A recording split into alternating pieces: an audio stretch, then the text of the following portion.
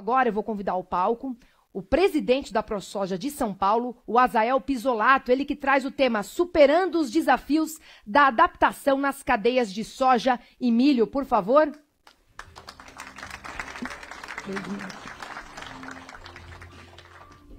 Olá, bom dia a todos, um prazer enorme estar aqui. Obrigado pelo convite, Júlio, Jaqueline, Iaio.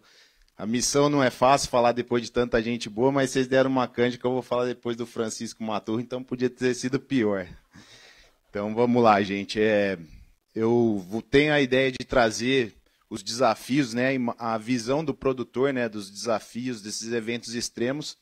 E eu começo essa palestra com uma afirmação dizendo que a agricultura brasileira ela é de fato adaptada, resiliente, sustentável. É algo que para a gente, como agricultor, como produtor rural, é muito óbvio, mas que ultimamente a gente acaba recebendo ataques indevidos, então a gente precisa reafirmar. E queria contar um pouquinho de como nós chegamos até aqui, né? Essa agricultura sustentável.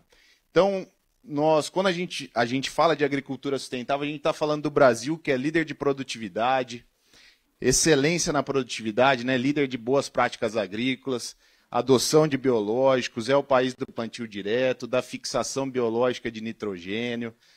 Eu até costumo dizer que na parte dos biológicos os produtores estão à frente até da própria academia, né? Hoje a gente vê a academia estudando o que a gente faz no campo para explicar os ótimos resultados. Uma agricultura extremamente adaptada, né?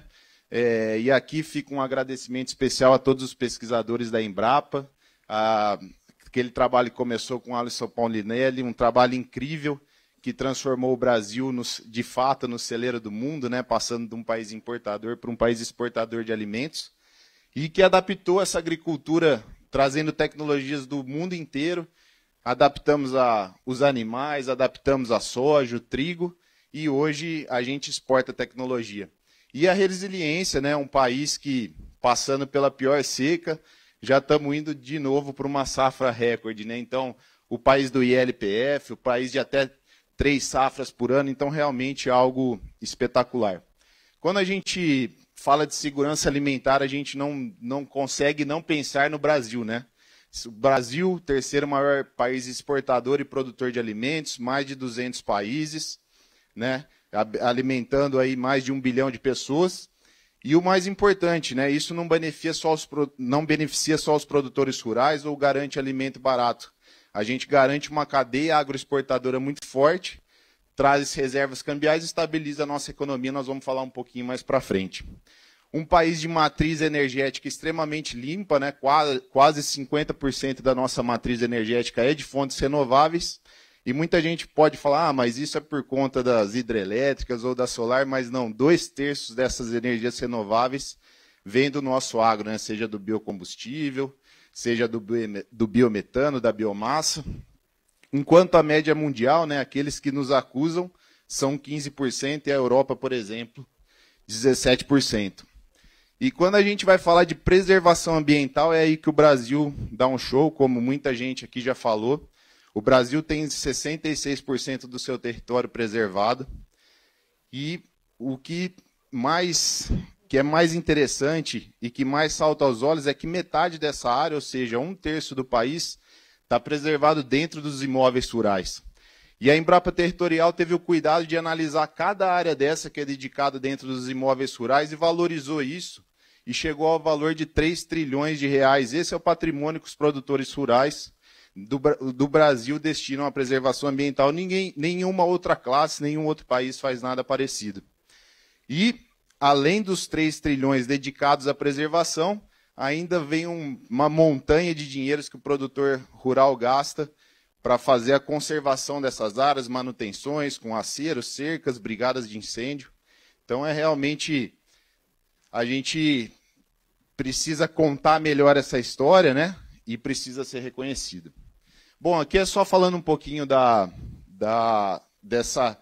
importância da cadeia agroexportadora, né, que o Brasil se tornou, da âncora verde, que é o agronegócio, né, a âncora verde da nossa economia.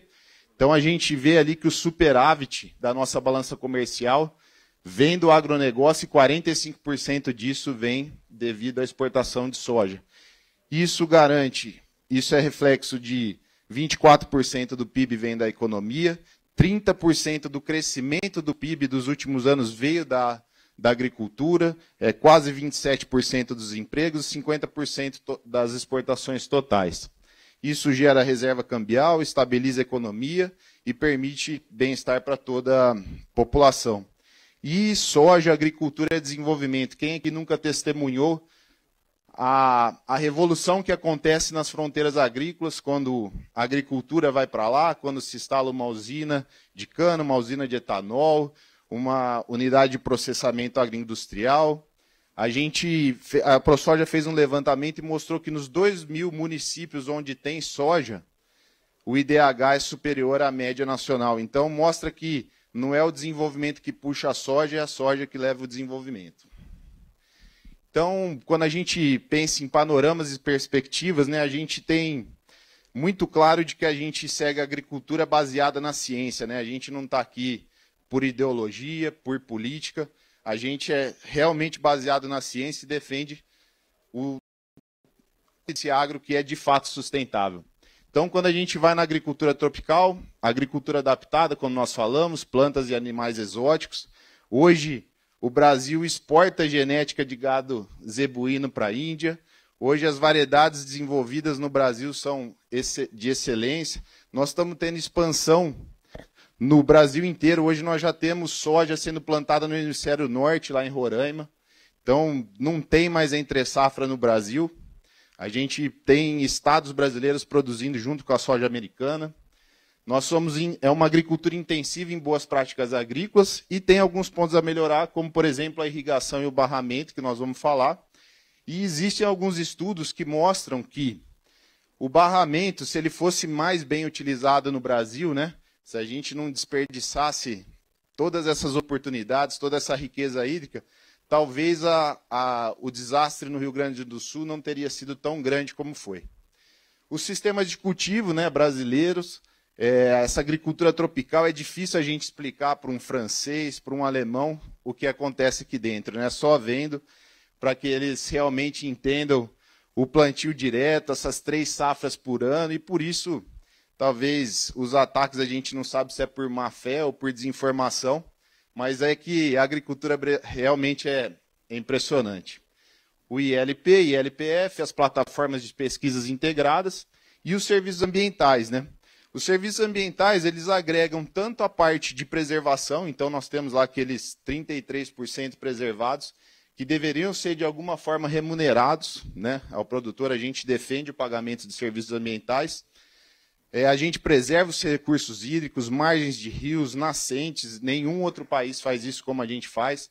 Preserva a biodiversidade e, além de tudo, o nosso sistema de produção é um sistema que garante o sequestro de carbono, né? A gente fez um trabalho com o professor Serri da Exalc, e ele analisou diferentes biomas no Brasil, diferentes tipos de cultivo de soja, e o que ficou claro em todos eles é que o balanço do ciclo da soja, ele é um balanço de carbono negativo, ou seja, no ciclo dela ela mais armazena carbono do que emite. Então isso prova mais uma vez que a agricultura, ela não é só, não é o problema das mudanças climáticas, mas faz parte da solução delas. Esse daqui é um projeto muito alinhado também com a soja de baixo carbono, com alguns diferenciais, né?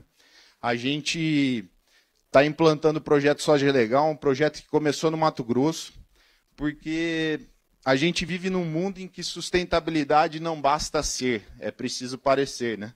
Então a nossa agricultura é de fato muito sustentável e está faltando a gente parecer isso, seja estabelecendo métricas, seja comunicando melhor. E é isso que esse projeto tem em vista. Então, a gente vê diversos setores que, quando a gente olha, a atividade não parece tão sustentável, mas tem excelentes relatórios de sustentabilidade no final do ano. E na agricultura é o contrário. Nós temos uma história maravilhosa para ser contada, mas isso não está encadernado numa boa capa. E é essa a nossa ideia com esse projeto Soja Legal, que começou no Mato Grosso.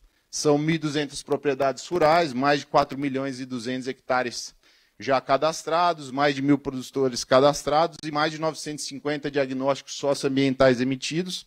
Esse projeto vai esse ano para outras áreas do Brasil, né, para as outras APROSOJs estaduais. A ideia é dar um foco no norte do país, onde nós temos as fronteiras agrícolas, as expansões, mas vai atender todo o estado em breve.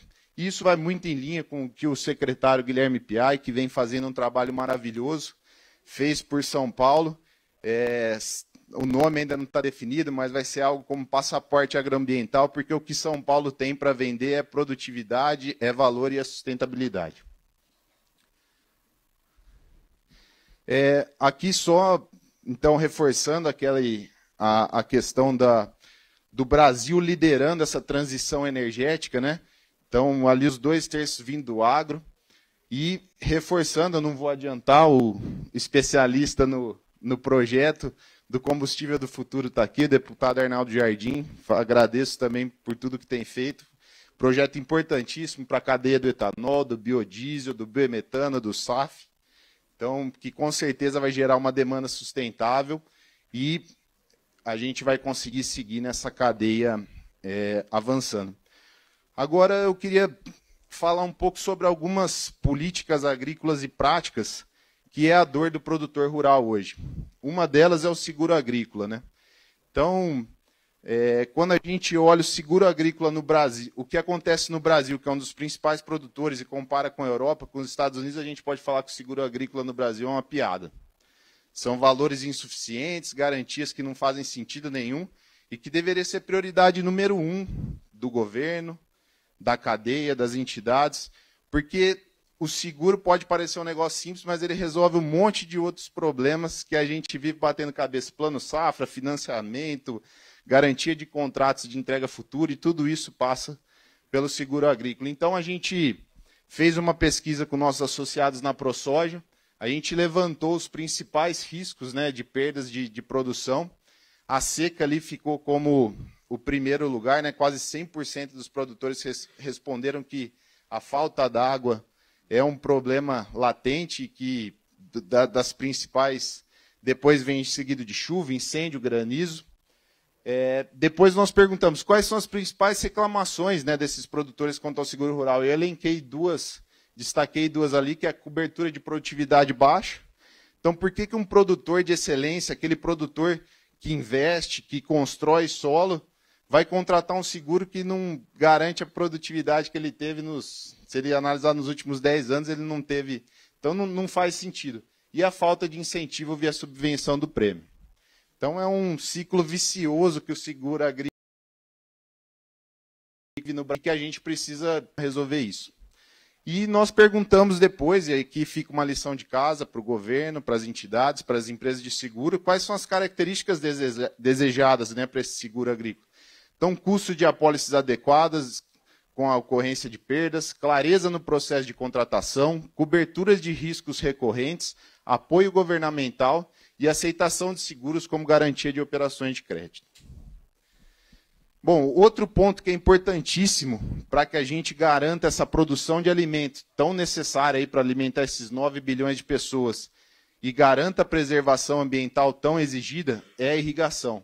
Então, a gente precisa desburocratizar a irrigação. A gente tem aqui as percepções de risco levantadas no Fórum Econômico Mundial e mostram que crise hídrica e crise de alimentos representam 65% dessas preocupações. E a irrigação é a solução para 65% desse problema. Nós vamos ter maior produtividade, estabilidade, oportunidade de outras culturas, efetividade e qualidade do alimento. Aqui é só mostrando, né, como o Brasil está atrasado nessa área da irrigação. A gente vem vendo uma evolução importante, mas não é possível que o terceiro maior produtor e exportador de alimentos do mundo tenha apenas 1,6% da área irrigada no Brasil, tendo tanta água, né, seja nos aquíferos, seja nos rios. Então, a gente precisa dos 3 pilares funcionando para que essa irrigação ganhe tração e a gente consiga evoluir nesse tema. É a questão da água, né, desburocratizar o uso da água, levar energia e infraestrutura para o campo e facilitar as legislações para que a gente tenha acesso a esses recursos.